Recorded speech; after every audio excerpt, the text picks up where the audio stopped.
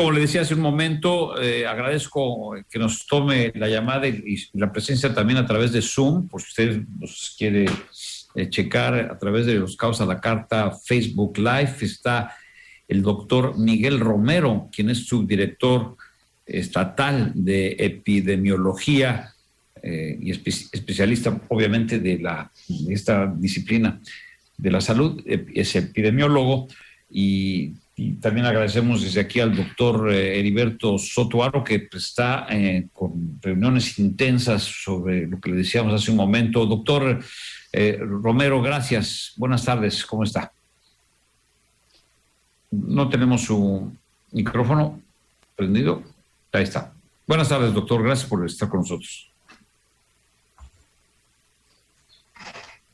Doctor, ¿me escucha? Perdón, perdí el audio por un segundo. ¿Me puede repetir la pregunta? Sí, gracias. No, gracias. Le damos por estar con nosotros. ¿Ya nos escucha bien? Sí, ya los escucho bien. Gracias a ustedes por la invitación. A sus órdenes. Doctor, primero que nada, solo confirmar, porque les decíamos al principio del programa que había algunos medios que habían estado difundiendo la información de que en Baja California Sur y sobre todo en Los Cabos habíamos llegado a 580 y tantos o cerca de 500 infectados. Esto no es así, ¿verdad? ¿Cuál es la situación real? No, sí traemos un aumento, bueno, traemos una incidencia de casos activos en Los Cabos que no habíamos tenido antes. Traemos alrededor de un promedio de 300 casos diarios, pero el mayor pico que hemos tenido es de 345. Esto varía todos los días. Hay días que tenemos 200, 250. Específicamente en Los Cabos, el mayor pico de casos que hemos tenido en un día es 345. En cuanto a estas nuevas cepas, estas variantes del COVID que inquietan, ¿cuál es la situación? Porque creo que en México, en todo el país, se han dado 95 casos de esta nueva cepa que es la Delta, ¿no? Que viene de la India, es la que es muy rápida en contagios. ¿Cuál es la situación aquí en Baja California Sur? Bueno, vale la pena, antes de entrar al tema de la variante Delta, que es ahorita de dominio público, vale la pena recordar que tenemos variables de interés y variables de preocupación. Las variables de interés son aquellas que su genoma tiene mutaciones con implicaciones fenotípicas y que se identifican con estos cambios en diferentes estados o áreas. Sí. Y la de preocupación son estas cepas que tienen un efecto en los pacientes. Cambia la presentación clínica, aumenta la facilidad de transmisión y disminuyen la eficacia de las medidas sociales y de salud pública. Dentro de estas variables de preocupación, que son las que nos interesan, en el mundo se han identificado 4, que son las que le llaman alfa, beta, gamma y delta. La alfa se identificó por primera vez en el Reino Unido en el mes de septiembre. La beta se identificó por primera vez en Sudáfrica en el mes de mayo. La gamma se identificó por primera vez en Brasil en noviembre de 2020 y la delta se identificó por primera vez en la India en octubre del 2020. Tenemos otra que no es de preocupación, que es de interés, que es la Epsilon, que es una cepa que se identificó en Estados Unidos en marzo por primera vez, y la que se denomina Iota, que también es una cepa que se identificó en Estados Unidos en noviembre. Esas últimas dos no son de preocupación, son de interés, pero son de alto flujo en Sud California. En el país tenemos 108 linajes diferentes ya identificados por el INDRE, que recordemos que el INDRE es el único órgano oficial que corre la secuenciación de SARS-CoV-2 para ver qué diferentes linajes tenemos.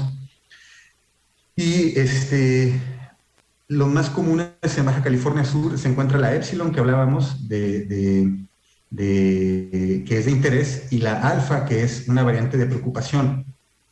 Antes de hablar de la delta, la variable de preocupación que tenemos en el estado es la alfa. La alfa es la que tenemos en mayor frecuencia y que, a pesar de que tenemos un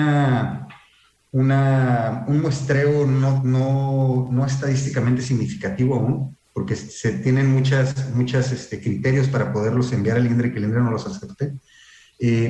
Alfa es la que se ha identificado más. De la delta, apenas el pasado lunes por la tarde tuvimos información sobre un caso en Mulegé que se secuenció y se encontró la variante delta en el norte del estado. En el sur del estado, en Los Cabos específicamente, la variante que hemos identificado con mayor frecuencia es precisamente la variante Epsilon, y otra que no tiene una denominación, no tiene un nombre, sino que solamente se identifica como B.1.1.519.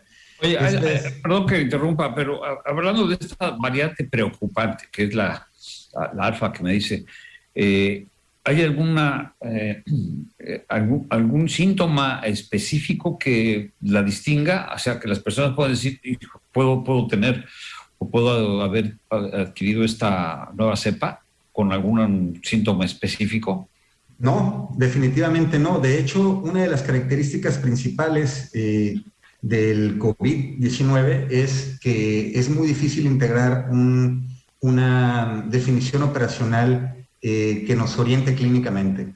Y con las cepas de preocupación es precisamente eso, que clínicamente nos estábamos acostumbrando a que, bueno, a veces puedes tener fiebre, a veces puedes tener tos, a veces puedes tener dolor de cabeza, pero comúnmente vas a tener pérdida del olfato, pérdida del apetito, puedes tener dolor muscular, dolor de ojos, cansancio, diarrea, etcétera, etcétera.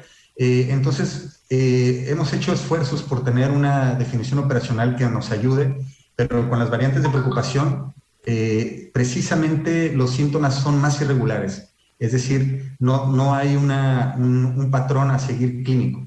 Pues ya que no se puede saber si necesariamente es una cepa variante o no, o sea que eso es lo que preocupa, básicamente. Así es, clínicamente es prácticamente imposible poder hacer o al menos hasta ahorita no tenemos información suficiente para poder determinar un patrón clínico por cada cepa. ¿Hay alguna, alguna definición o se sabe cuál es la reacción ante los que ya están vacunados? O sea, si se decía que la vacuna Pfizer, las 2 dosis, tienen un porcentaje de riesgo de 5% nada más, o sea que están protegidos hasta un más de 90%, ¿no? 95%, ¿es así? ¿O hay algunas otras vacunas que no se sabe bien?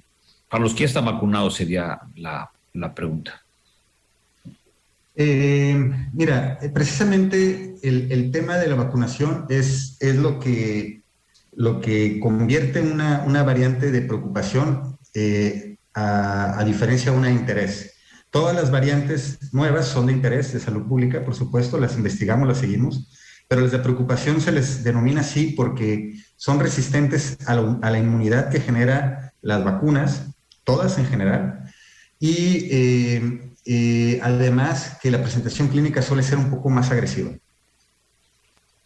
Entonces, ¿qué es la recomendación? Pues la de siempre, ¿no? Mientras no tengamos más información, hay que, intensificar las medidas. Ahora, recordemos que toda la información que tenemos es precisamente de publicaciones en otros países. Tenemos que esperar a que generemos nosotros nuestra experiencia con los mexicanos y sobre todo con los subcalifornianos, que cada población tiene efectos diferentes. Javier, algo rápido que quisieras tú. Pues nada, simplemente que esto está verdaderamente complicado, doctor, en todos los frentes, ¿no? Porque son muchas variables las que están. Y usted, en base a todo esto, ¿por qué cree que hubo este rebrote? ¿Por qué Los Cabos? ¿Por qué Cancún también? O el Quintana Roo, pero ¿dónde? Porque íbamos muy bien.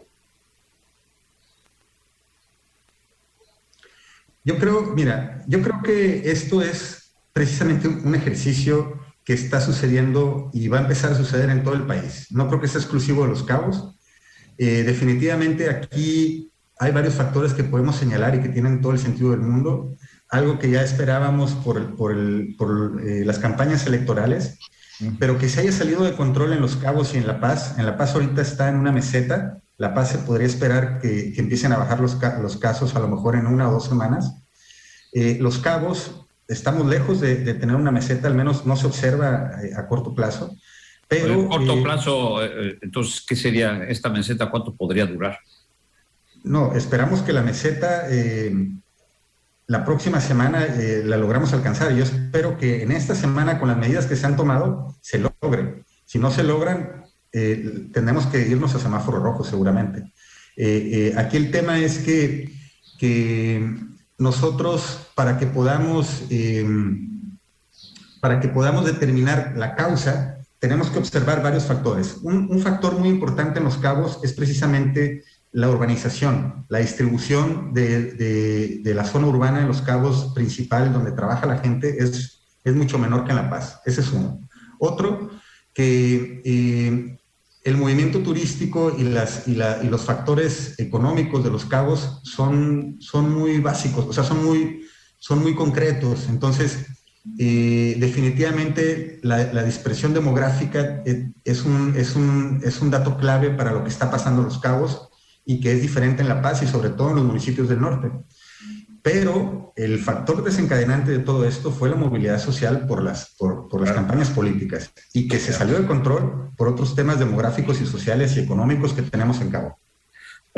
Doctor, muchísimas gracias y estaremos en contacto.